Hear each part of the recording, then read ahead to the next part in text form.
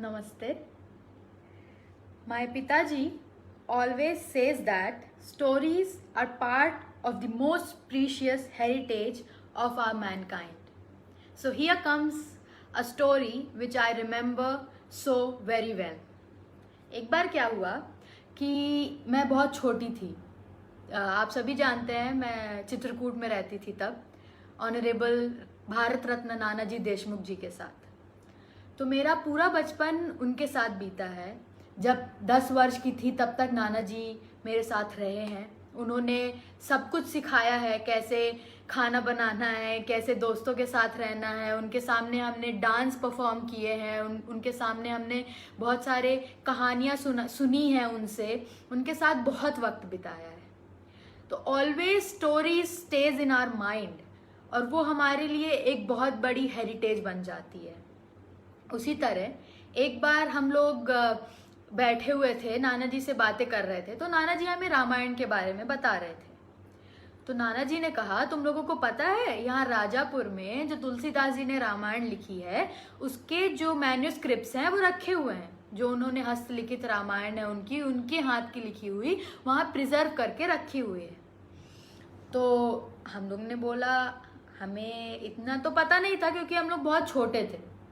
तो नाना जी ने हम लोगों को वहाँ भेजा। हम सारे बच्चे नाना जी के कहना अनुसार राजापुर पहुँचे। वहाँ जब गए तो हम लोगों ने देखा कि उन मैन्यूस्क्रिप्ट्स को कितने अच्छे से बहुत सारे कपड़ों में लपेट कर, अच्छे से केमिकल ट्रीटमेंट करके, प्लास्टिक से उनको कवर करके, लैमिनेट करके उनको कितने अच्छे से प्रिजर्व करके रखा गया था। उन्हें क्यों प्रिजर्व किया गया?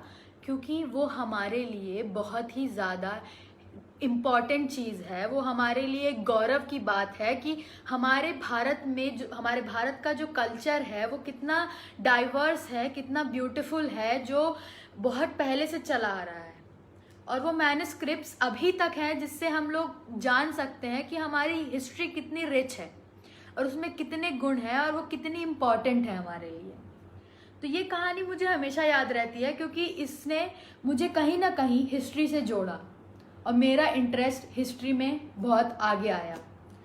उससे मेरे दिमाग में एक बात आई कि मुझे आगे जाकर भी हिस्ट्री पढ़ना है, क्योंकि हिस्ट्री जो है वो हमारे कल्चर को हम तक लेकर आती है।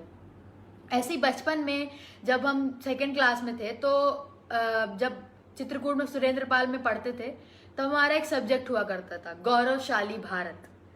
गौरवशाली भारत में ही सब कुछ छुपा हुआ है कि हमारा भारत इतना गौरवशाली है, उसमें इतनी सारी चीज़ें हैं जो हम अपने अंदर इनकलकेट कर सकते हैं। उस किताब में रामायण के बारे में था, महाभारत के बारे में था, इतिहास के बारे में था, सभ्यताओं के बारे में था, बहुत अलग अलग चीज़ों के बारे में था जिससे हम अपने अंदर कुछ ना कुछ नया ला सकते हैं। तो इसी वे में जब हम लोग बात करते जाते हैं तो एक बात आती है कि जो कल्चर है या जो हेरिटेज है उसे हम कैसे सीखते हैं। तो अगर एग्जाम्पल दिया जाए तो जब हम लोग सोते हैं तो हमें सपने आते हैं, ड्रीम्स। सो हम लोग तब अनकॉन्शियस स्टेट ऑफ माइंड में रहते हैं, पर कहीं ना कहीं जब हम सुबह उठते हैं तो वो ड्रीम हमें याद रहता है या उसकी कोई ना कोई एक बात रहती है जो हमारे दिमाग में क्लिक करती है। उसी तरह कल्चर है, वो कॉन्शियसली या अनकॉन्शियसली हमारे अंदर आ जाता है। तो इसी में एक साइकोलॉजी का प्रोसेस है जिसे कहते हैं नेचर और नर्चर। ये कंसेप्ट है कि ह्यूमन पर्सनालिटी कैसे डेवलप होती है। तो the human personality develops on the basis of nature, the surrounding, and nurture, the way the people are treated or the way people are inculcated with their habits and basic needs and what their parents have taught them. So the nature, अब जो nature होता है वो कैसे role play करता है। अगर आप ऐसे कल्चर में रहते हैं जहाँ आप बहुत सारे लोगों से मिलते हैं, बहुत सारे लोगों से बातें करते हैं, तो आप बहुत एक्सट्रोवर्ट होंगे। आपको लोगों से बात करने में कभी डर महसूस नहीं होगा, आप बहुत आगे बढ़ते जाएंगे, आप नई नई चीज़ें सीखेंगे। जैसे मैंने नाना जी के साथ बचपन बिताया है तो मुझे एक कनेक्ट है कि लोगों के बीच में कैसे रहना है, गांव वालों से कैसे बातें करनी है। तो इसी तरीके से अगर हम गांव की बात करें तो हमारा जो हेरिटेज है that depends on villages too, क्योंकि 70% लोग या 70% भारत के लोग गांव में बसते हैं और गांव भारत बनाता है। तो जो हमारा कल्चर है वो बेसिकली गांव से आता है। तो हमें शेमफुल नहीं होना चाहिए कि हम गांव में रहते हैं या हम गांव के लोग हैं, क्योंकि जो गांव की हिस्ट्री है, जो गांव का कल्चर है, वो बहुत प्योर है और वही हमें आगे बढ़ना सिखाता है। इस तरह रामायण से हम बहुत कुछ सीख सकते हैं। अभी आप देख रहे हैं कि नए नए पुराने जो सीरियल्स हैं, जो हिस्टोरिकल सीरियल्स हैं, वो हमें कितनी सीख देते हैं। जैसे जब मैं छोटी थी तो मुझे झांसी की रानी जो सीरियल आता था वो देखना बहुत पसंद था, क्योंकि जो झांसी की रानी की पर्सनालिटी थी वो एक लड़की को कैसे आगे बढ़ना वो सिखाती है। वो अपने परिवार को भी साथ लेकर चलती हैं, वो अपने माता पिता का भी ध्यान रखती थी, मतलब पिताजी की भी उनके अंदर वैल्यूज थी, उन्होंने श्लोक सीखे अपने पिताजी से, जो प्रॉपर हिस्ट्री है, जो उनका कल्चर है, कैसे घर संभालना है, वो अपने पिताजी से सीखा। अपने भाइयों से उनने तलवार चलानी सीखी, लड़ाई करना सीखा। अपने पति से उनने उनकी रिस्पेक्ट, बड़ों की रिस्पेक्ट कैसे करना है, राज्य कैसे चलाना है, वो सीखा। अपने बच्चों को उनने सिखाया कि अगर आपकी माँ आपको किसी भी विषम परिस्थिति में ले जाए, आप उनका साथ कैसे देंगे। तो झांसी की रानी ने हमेशा मुझे कुछ ना कुछ सिखाया था। तो उसी तरह रामायण से अगर हम देखें तो रामायण जो अभी देख रहे हैं, तो बहुत सारे लोग ने पहले रामायण नहीं देखी होगी, पर जब पहले रामायण आती थी तो एक टाइम था कि मेरी माँ ने पूरी सीडीज लाके हमको दी थी कि बैठो रामायण देखो और इससे सीखो, क्या नया नया सीखने को मिलता है। तो एक सवाल आया था उस टाइम कि उस टाइम पुष्पक विमान बन चुका था। भारत हिस्ट्री में कितना रिच रह चुका है, जो अभी एरोप्लेन्स उड़ रही हैं, जो अभी हेलीकॉप्टर्स उड़ रहे हैं, वो पहले भारत की हिस्ट्री में हो चुका था। उससे सीख कर अब हम लोग ये सब बना रहे थे। औषधियाँ, ऐसी ऐसी औषधियाँ हम लोगों की उसमें लिखी हुई हैं, वेद पुराण उपनिषद मनु, इतनी बातें लिखी हुई हैं जो अगर हम उसमें जाके देखें, उससे अगर हम लोग सीखें तो हम लोग कितनी नई नई चीज़ें आगे ला सकते हैं। हमारा जो खान पान है, जैसे कि वी आर हैविंग 28 और 29 स्टेट्स नाउ। सो जो हमारे स्टेट्स हैं उसमें अलग अलग जगहों पर अलग अलग व्यंजन बनते हैं, अलग अलग पहनावे हैं, अलग अलग बोलियां हैं। तो भारत जो है बहुत डाइवर्स है, उसका कल्चर, उसका हेरिटेज वो भी बहुत डाइवर्स है। किसी और कंट्री में या तो 4 तरीके के लोग रहते हैं या तो 1 तरीके के लोग रहते हैं और 1 तरीके की भाषा बोलते हैं, पर भारत में अलग तरीके के लोग रहते हैं, हजारों तरीके के लोग रहते हैं, पर एक साथ रहते हैं, एक बनकर रहते हैं, तभी वो भारत माता या भारत कहलाता है।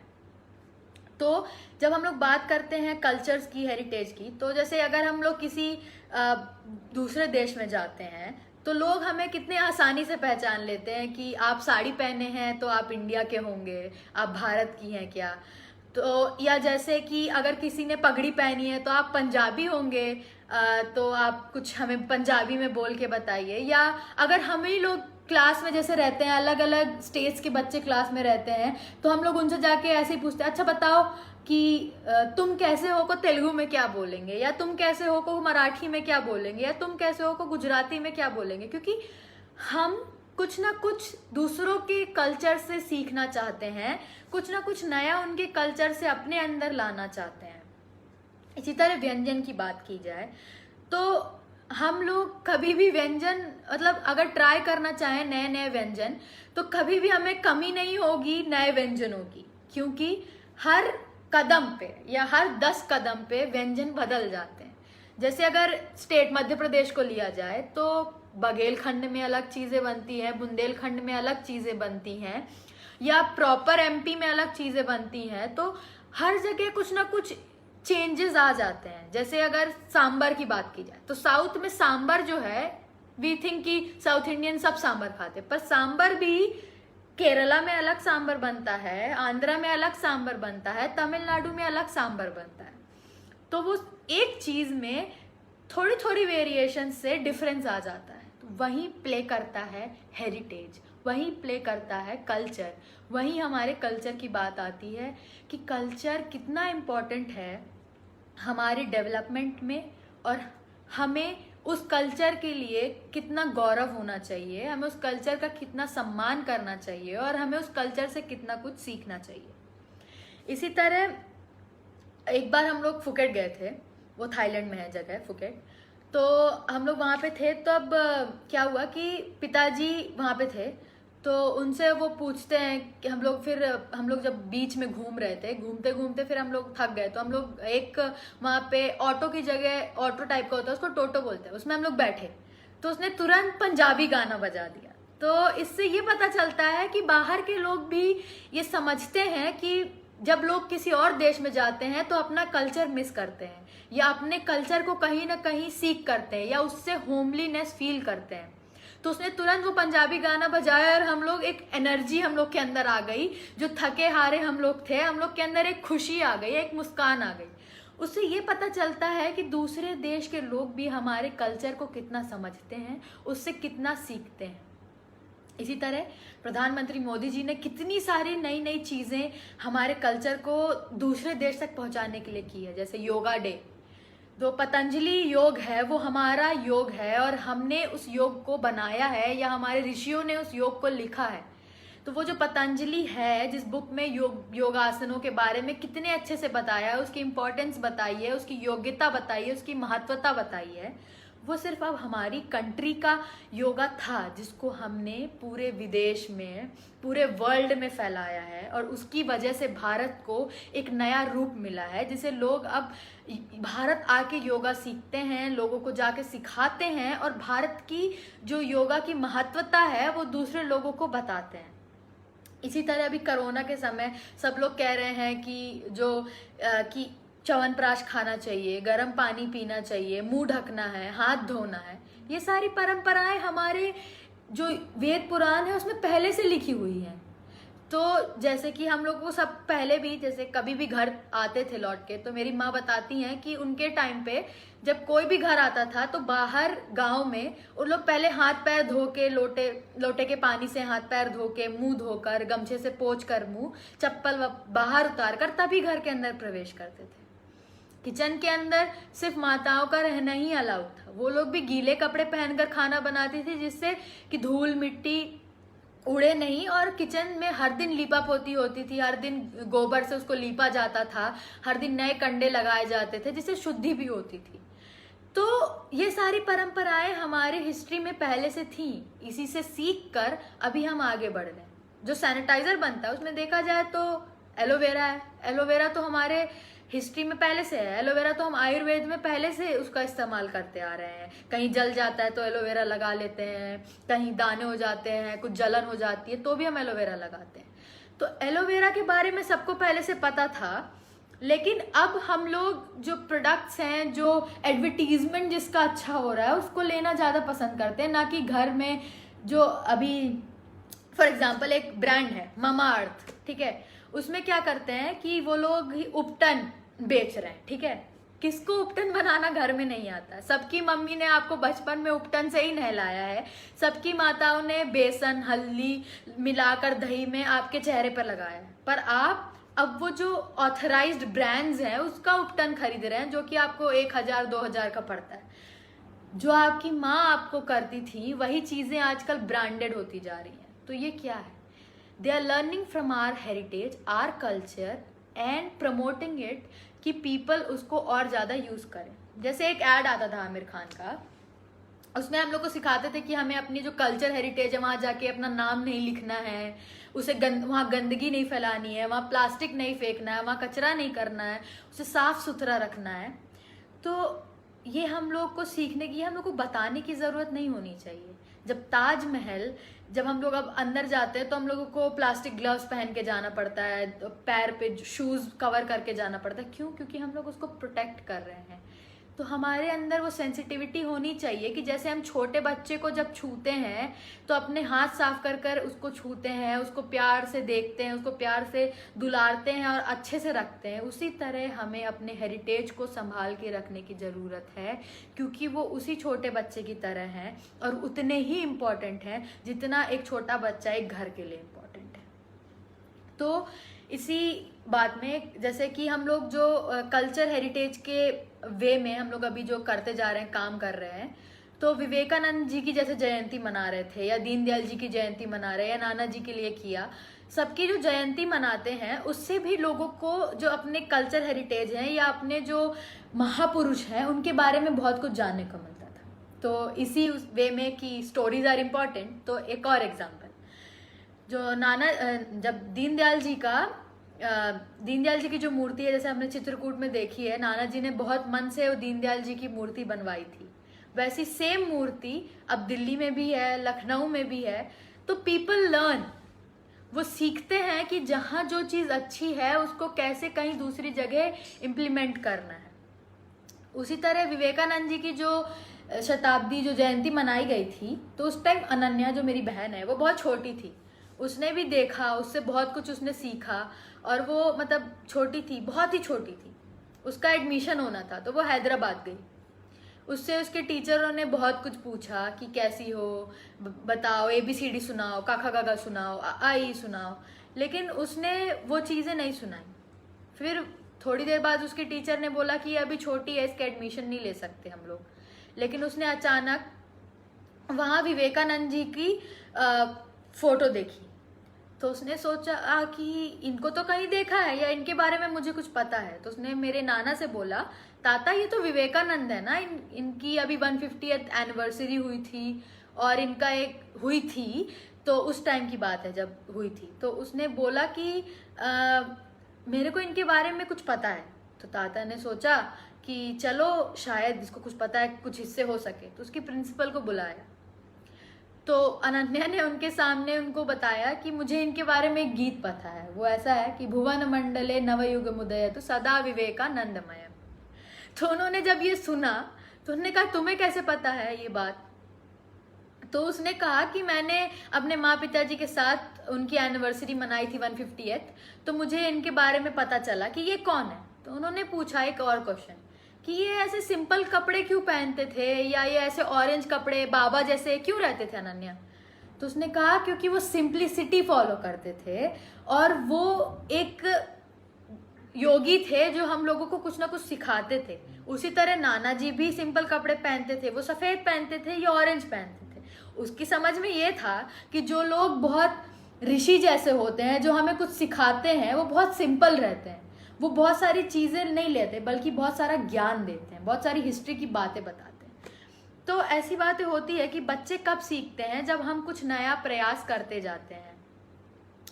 तो विरासत जो शब्द है, जो विरासत है, वो उसका क्या महत्व है कि जैसे हम लोगों को हमारे माँ पिताजी अगर कुछ वैल्यूज़ दे रहे हैं, कुछ ज्ञान दे रहे हैं, वो हमारे लिए विरासत है।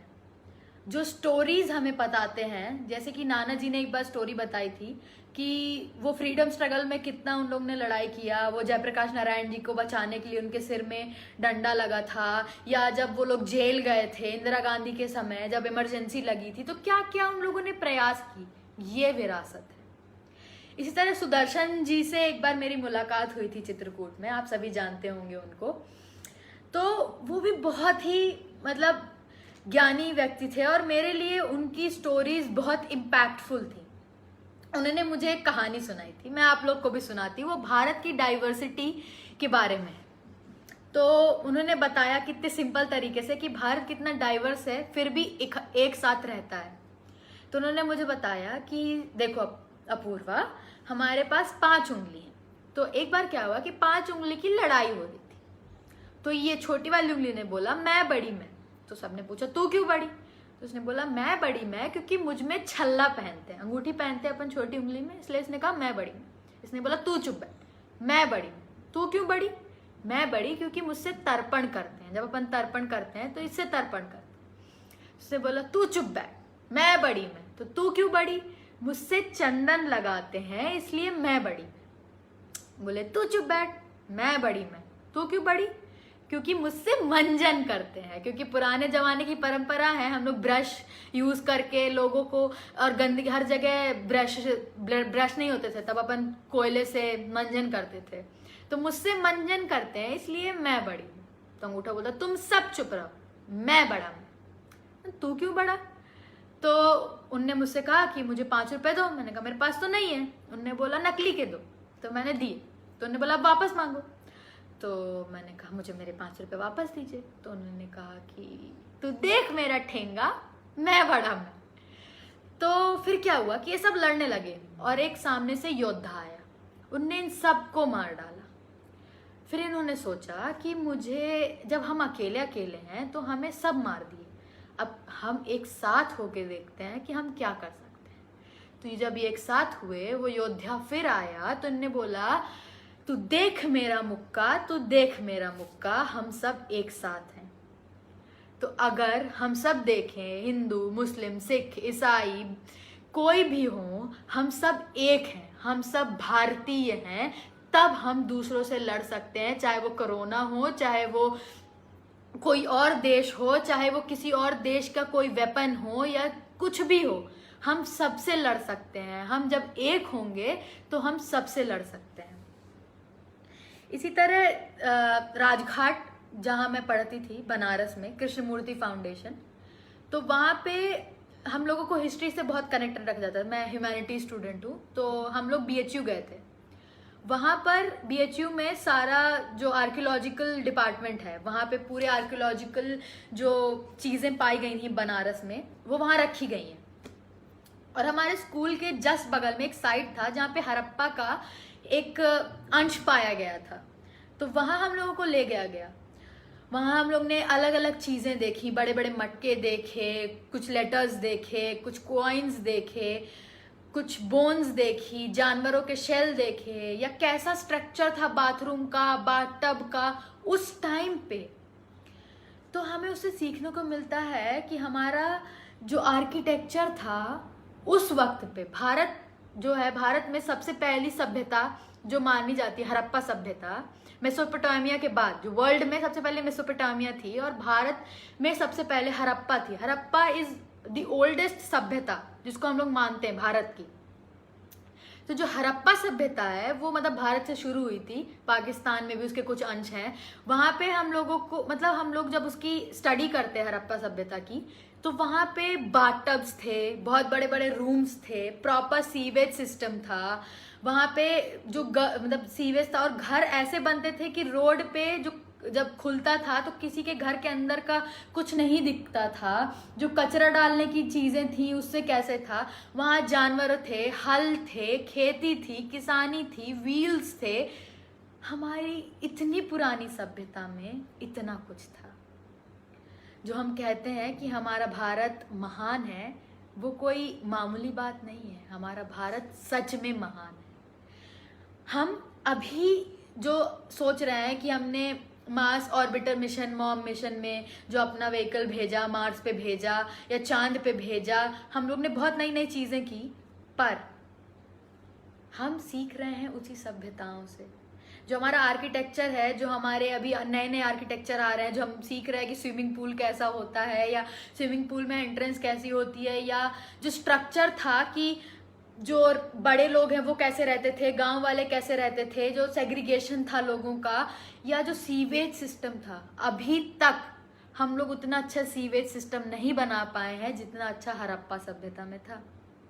तो मैं ये कहना चाहती हूँ कि हमें 2 मिनट सोचना चाहिए, हमें सीखना चाहिए अपनी हिस्ट्री से और उसको इम्प्लाई करना चाहिए। वैसा सीवेज सिस्टम अगर हम अभी लेके आए तो शायद जो हर समय बारिश के वक्त हर जगह पानी भर जाता है, वो समस्याएं शायद कम हो जाए, क्योंकि वो जो सीवेज था उससे बीमारी ना फैले, इसलिए वो सीवेज पहले से ढका हुआ होता था। वो जो घर से डायरेक्ट कचरा उसके अंदर जाता था, और वो सीवेज एंड होता था एक गड्ढे में, ना कि नदियों में, जो हमारी बहुत बड़ी विरासत है। जैसे गंगा, अभी गंगा को साफ करने के लिए कितना मेहनत कर रहे हैं, नमामि गंगे है जैसे, अभी ऐसे प्रोजेक्ट बनाने की जरूरत क्यों पड़ रही है? हमारे अंदर वो भावना पहले से होनी चाहिए कि अगर हम गंगा को माता कहते हैं, या मंदाकिनी को माता कहते हैं, या किसी भी नर्मदा हो गई, कावेरी हो गई, किसी भी नदी को माता कहते हैं, तो हम उसे गंदा ना करें, उसमें कचरा ना डालें, उसमें सीवेज के जो पाइप्स हैं वो ना जाएं। कानपुर में कितनी गंदगी थी, जो कचरे जा रहे थे, अभी उन्हें बंद करना पड़ रहा है। बंद क्यों करना पड़े, वो पहले से ही ना बने। हमारे अंदर ये बात होनी चाहिए, ना कि गवर्नमेंट को आपके ऊपर कुछ इम्प्लाई करना पड़े, कुछ इम्पोज करना पड़े जिसकी वजह से आप वो काम करें। स्वच्छता कितनी मामूली सी चीज़ है। यही विरासत की बात करें तो विरासत में हमें हमारे लोगों ने हमेशा से सिखाया है स्वच्छ रहो तो बीमारी नहीं होगी, बीमारी नहीं होगी तो आप स्वस्थ रहेंगे, आप स्वस्थ रहेंगे तो इकोनॉमी डेवलपमेंट होगी। तो हमारी विरासत में हमारी हेल्थ भी है ना। तो अगर हेल्दी रहना है तो साफ रहना है, तो हमें अपने आप से कुछ ना कुछ सीखते रहना चाहिए। इसी तरह एक स्कूल का ही इंसिडेंट है कि हम लोगों को भेजा गया था स्पीक मैके में। स्पीक मैके एक ऑर्गेनाइजेशन है जो कि हम लोगों को हमारी जो कल्चरल हेरिटेज है उससे रूबरू कराते हैं। तो वो परफॉर्मिंग आर्ट्स जो है, डांस हो गए, क्लासिकल हो गए, फोक डांसेस हो गए, फोक कल्चर हो गया, स्पीच हो गए, नई नई जो बातें हैं और नए नए जो पुराने कल्चरल हिस्ट्री हैं, ड्रामाज हैं, थिएटर हैं या स्पीचेस हैं या वैल्यूज़ हैं, उनसे हमें वाकिफ़ कराते हैं। तो स्पीक मैके के एक ऑर्गेनाइजेशन, एक प्रोग्राम था मिर्ज़ापुर में, उसमें हमारे स्कूल से हम लोगों को भेजा गया था। वो 4 दिन का शिविर था, उसमें हम लोग रहे, वहाँ पे हम लोग ने बहुत कुछ सीखा, योगा सीखा। तो योगा में जब हम लोग थे, जब हम लोग को योगा के बारे में पता चला तो वहाँ पे सुबह 4 बजे उठाकर हम लोग को योगा कराया गया। तो हम लोग योगा करने गए क्योंकि हमारे स्कूल में पहले भी 4 साढ़े 5 बजे उठते थे, तो 4 बजे उठने में हमें तो कठिनाई नहीं हुई, लेकिन हाँ बहुत से बच्चे सुबह 4 बजे आ नहीं पाते थे। तो जो गुरुजी थे उन्होंने कहा कि अगर आप 4 बजे नहीं आ सकते तो मैं आपको योगा भी नहीं सिखाऊंगा, क्योंकि हर चीज़ का समय होता है। तो उन्होंने मुझे स्टेज में बुलाया, बोला कि कैसे आपको योगा आता है या जो भी। तो मैंने कहा कि मेरे जो ताता हैं, नाना जी हैं, नाना, वो हमेशा सुबह उठ के योगा करते हैं। उन्होंने हमें बचपन में भी बहुत सारे योगासन सिखाए हैं, उन्होंने बहुत सारी हमें विरासत में दिए हैं। तो जो योगा है वो हमारे स्कूल में भी होता है। तो उन्होंने हम सबको उनने बोला कि देखो, अगर हम दादा दादी, नाना नानी के पास रहते हैं तो हमें बहुत सी चीज़ें सीखने को मिलती हैं। जैसे मेरी नानी हमेशा श्लोक जो होते हैं वो सिखाती है मुझे, या जब भी मैं जाती हूँ तो मुझे एक बात याद है कि मेरी दादी, वो हमेशा जब मैं सोने जाती थी बचपन में तो मुझे नई नई कहानी सुनाती थी। और वो कहानी या तो कोई वैल्यू वाली होती थी या तो भगवान की होती थी, जिसमें कोई ना कोई सीख होती थी। कि एक बार उन्हें गणेश जी की कहानी सुनाई थी ऐसे कि एक बच्चा रहता है, वो फंस जाता है मुसीबत में, तो वो गणेश जी को याद करता है। तो गणेश जी एक बाबा के रूप में आते हैं, उसको बचाते हैं, बहुत सारा खाना देते हैं और वो हैप्पी हो जाता है। तो उनका कहने का मतलब ये नहीं था कि भगवान आते हैं या बचाते, भगवान के रूप में कोई भी आ सकता है, हमारी हेल्प कर सकता है। उसी तरह कल्चर की जब बात करते हैं तो जो हमारे रीति रिवाज हैं, जैसे कि सुबह उठना, भगवान की आराधना करना, ओम चैंट करना, या जो हम लोग रंगोली बनाते हैं घर के बाहर, या जो गड़पा होता है, मतलब जो दरवाज़ा होता है उसमें हल्दी लगाते हैं। तो हल्दी क्या होता है? हल्दी ऐसी चीज़ है जो एंटीऑक्सीडेंट है, उससे जो कीटाणु हैं वो घर के अंदर नहीं आएंगे, या जो वायरस है, जो कचरे हैं वो घर के अंदर नहीं आते, इसलिए अपन हल्दी लगाते थे। या पहले ज़माने में, अब तो घर पत्थर के होते हैं या मिट्टी की फर्श नहीं होती तो अपन लीप नहीं सकते, इसलिए हल्दी लगा सकते। अब जैसे साउथ में पैर में हल्दी लगाते हैं, या जो तमिलियंस होते हैं वो तो चेहरे पे भी हल्दी लगाते हैं, तो क्योंकि हल्दी एंटीऑक्सीडेंट होता है। अब इसी तरह अगर हम लोग कल्चर की बात करें और फूड पे जाएं, तो जो फूड क्यों वेरिएंट होता है, क्योंकि जब हमारा कल्चर डिफर होने लगता है या जब कल्चर बदलता जाता है तो हमारे खान पान में भी बदलाव आता है। जैसे अगर देखें कि जम्मू कश्मीर में अगर हम रह रहे हैं और अगर हम बहुत सारा खट्टा चीज़ खाएं या बहुत तीखा चीज़ खाएं तो वहाँ ठंडे टेम्परेचर में रहने में हमें थोड़ी दिक्कत होगी। तो वहाँ मांसाहार का प्रयोग ज़्यादा होता है क्योंकि वो हमें हीट प्रोवाइड करता है, बॉडी को हीट प्रोवाइड करता है। इस तरह साउथ में जाओ तो वहाँ कोकोनट वाटर पीते हैं। क्यों कोकोनट वाटर पीते हैं? क्योंकि वो ठंडा देता है, क्योंकि वहाँ बहुत गर्मी होती है। तो कोकोनट वाटर हमें अंदर बॉडी में चिल प्रोवाइड करता है या ठंडा कूल करता है। तो अगर हम लोग कल्चर की बात करते हैं या हिस्ट्री की बात करते हैं या विरासत की बात करते हैं तो हमें उससे सीखने की बहुत सारी आवश्यकता है। आजकल हम देख रहे हैं, आजकल के जो जनरेशन है उसको वेस्टर्न कल्चर से ज़्यादा मोह है, या वो लोग वेस्टर्नाइज होने में बहुत खुश महसूस करते हैं। मुझे भी है, मुझे भी बहुत सारी चीज़ें वेस्टर्न कल्चर की पसंद है। जैसे मैं भी फ़ोन चलाती हूँ, या मैं भी इंस्टाग्राम चलाती हूँ, या बहुत सारी चीज़ें हैं जो वेस्टर्न कल्चर के ड्रेसेस हैं वो मैं भी पहनती हूँ। मैं वेस्टर्न फूड भी है विच आई एन्जॉय, पर वो उनका भी हेरिटेज है। पर ऐसा एक है कि मेरे अंदर भी वो वैल्यूज़ है जो हमारे कल्चर की है। जैसे मुझे इंडियन ड्रेसेस पहनना भी पसंद है, इंडियन फूड भी बहुत पसंद है। जैसे मैं एक दिन अपनी एक रूममेट है उनसे बात कर रही थी कल, तो मैंने कहा कि कुछ दोस्त ऐसे होते हैं जो दाल चावल जैसे होते हैं, और कुछ ऐसे होते हैं जो पिज्ज़ा जैसे होते हैं। उसका मतलब ये है कि हम हर दिन पिज्ज़ा नहीं खा सकते, पर हर दिन दाल चावल ही चाहिए हमें। जब घी डाल के गरम गरम दाल चावल देंगे तभी मेरा पेट भरेगा।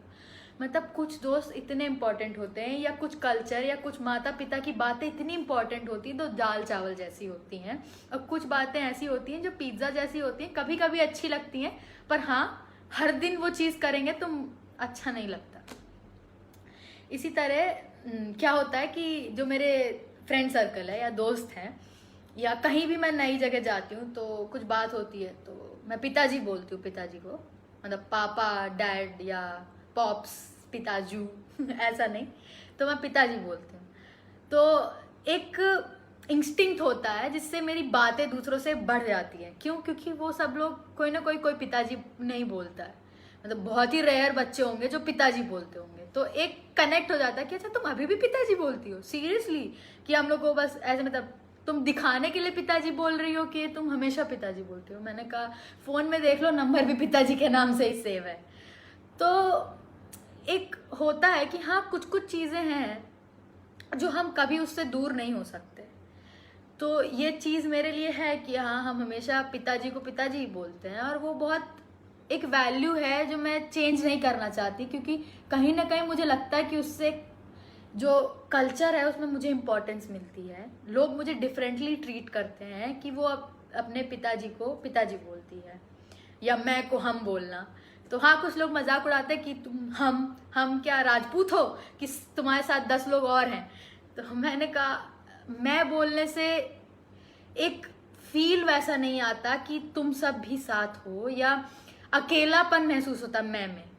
पर जो हम है वो मुझे अकेला महसूस नहीं होने देता, मुझे मेरे कल्चर से बहुत कनेक्ट करता है, और एक सपोर्ट देता है कि मेरे साथ कोई नहीं है पर है।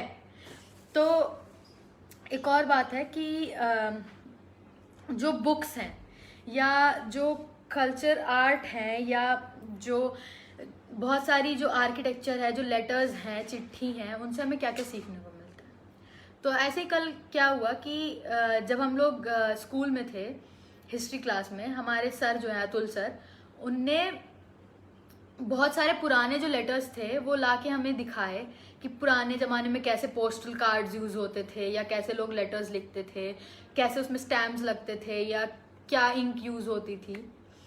तो उस बात ने मुझे बहुत इंस्पायर किया था।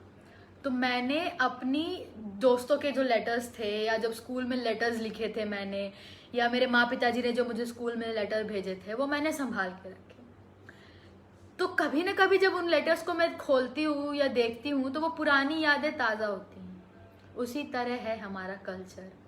अगर हम उस कल्चर को प्रोटेक्ट करके रखेंगे तो हम कभी ना कभी उस कल्चर को दूसरों को जब देंगे या बताएंगे तो उसकी एक वैल्यू जो है वो बहुत बढ़ेगी। आजकल हम लोग देखते हैं फॉरेनर्स सुबह सुबह चैंट करते हैं ओम नमः शिवाय, या ओम भूर्भुवः स्वः, या सर्वे भवन्तु सुखिना। हम लोग नहीं करते, क्योंकि वो हमारे कल्चर से बहुत इंस्पायर हो रहे हैं, वो हमसे सीख रहे हैं। वो बोलते हैं कि इंडिया का जो कल्चर है, जो हेरिटेज है, वो कितना वास्ट है, कितना ब्यूटीफुल है, कितना पुराना है, जो उनके पास ऐसा कुछ नहीं है और हमारे पास बहुत कुछ है, पर फिर भी हम उसकी वैल्यू नहीं कर रहे हैं। भारत को सोने की चिड़िया कहा जाता था, तो जब भारत को हम सोने की चिड़िया कहते थे तो उसकी एक इम्पॉर्टेंस थी, और वो इम्पॉर्टेंस अभी भी है। हम मानते हैं वो खजाने अब हमारे पास नहीं रह गए, मानते हैं कि वो जो हमारी खेती थी, जो उतने ज़्यादा गांव थे, या उतनी ज़्यादा चीज़ें थी, मिनरल्स थे, वो हमारे पास नहीं रह गए, लेकिन हमारे पास हैं यादें, हमारे पास है उसकी स्टोरियाँ, हमारे पास है उसका इतिहास, हमारे पास है वो किताबें, वो ग्रंथ, वो लोग, उनकी जो स्टोरीज हैं वो हमारे पास हैं। तो जो हमारी विरासत है उन्हें हमें बचाना चाहिए। अगर समझिए कि आपके नानी ने आपको कोई एक, आपकी नानी के नानी ने या किसी पुराने लोगों ने आपकी माँ मतलब नानी को वो हार दिया, वो हार आपकी नानी ने आपकी मम्मी को दिया, आपकी मम्मी ने आपको दिया, तो आप उसको बचा के रखते हैं ना कि वो हमारे पुराने या दादा दादी या नाना नानी का दिया हुआ सामान है। सिर्फ सामान को नहीं बचाना है, वैल्यूज़ को भी बचाना है, उनकी कही हुई बातों को भी बचाना है। अगर आपकी दादी नानी ने आपको कोई अच्छी बात बताई थी तो आप उस हार के साथ उस बात को भी अपने साथ लाइए, उस बात को, उस कहानी को भी आगे बढ़ाइए। तो आदमी जो हम लोग हैं वो हम लोगों को किस तरीके से एक एक चीज़ों को समझना चाहिए और उसे आगे बढ़ाना चाहिए। जैसे कि अभी जो हम लोग के जो डॉक्टर्स हैं या जो इंजीनियर्स हैं या जो लॉयर्स हैं, तो law, as I am studying law, तो लॉ की एक बात करते हैं।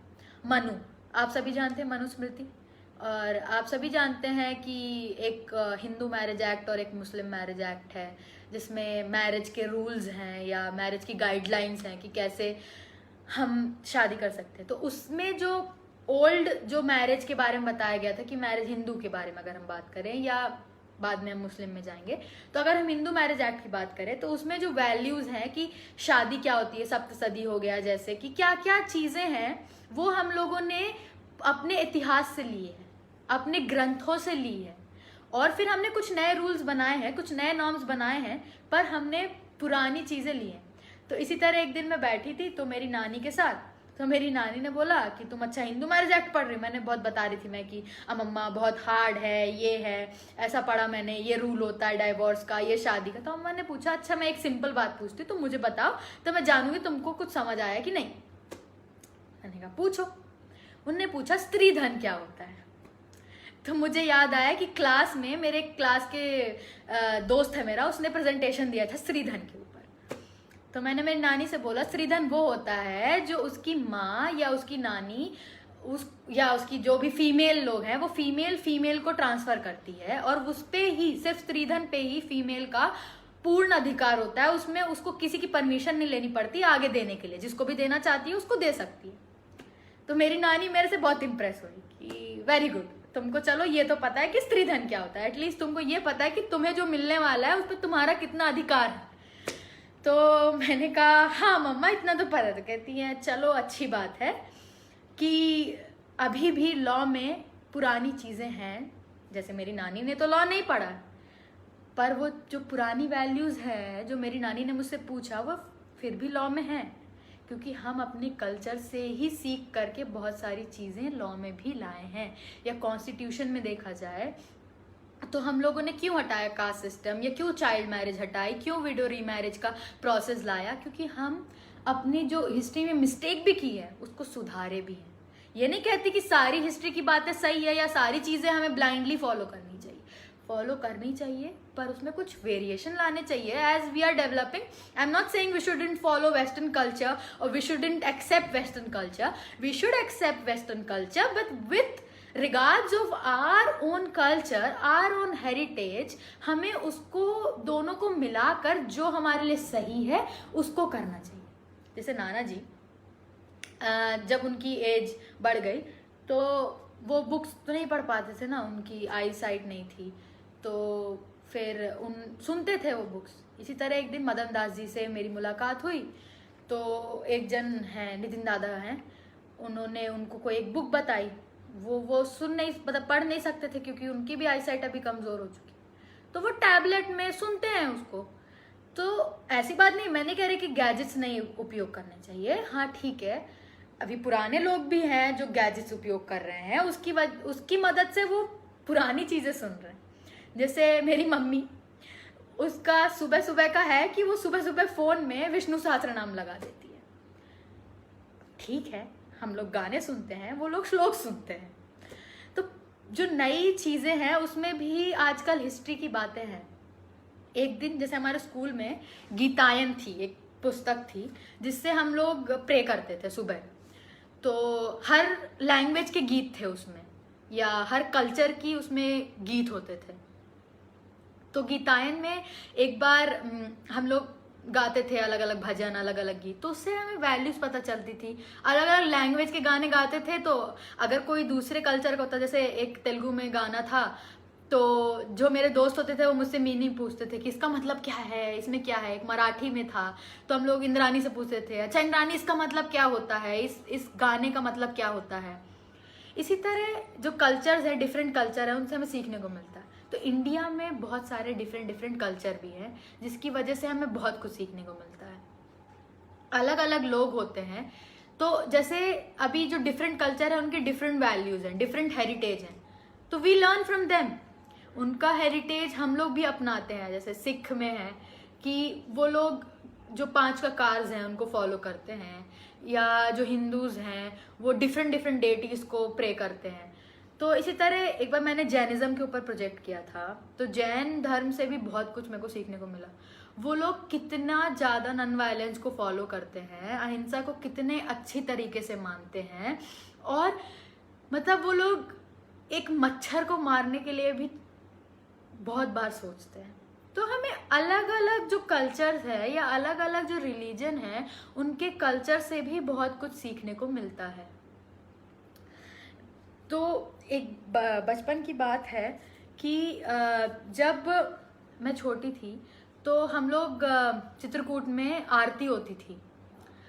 तो जब मंदाकिनी नदी में आरती होती थी तो हम लोग बचपन में आरती देखने जाया करते थे। तो वहाँ पर हम लोग जब सीखे तो एक बार पता चला मंदाकिनी नदी, तो मंदाकिनी नदी के बारे में क्या, तो फिर मैंने नाना जी से पूछा तो उन्होंने बताया कि मंदाकिनी नदी सती अनसुईया से उद्गम होता है उनका।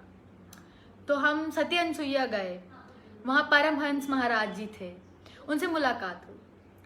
तो महाराज जी से एक कनेक्ट बन गया क्योंकि वो हमेशा मेरे को टॉयज ला के देते थे।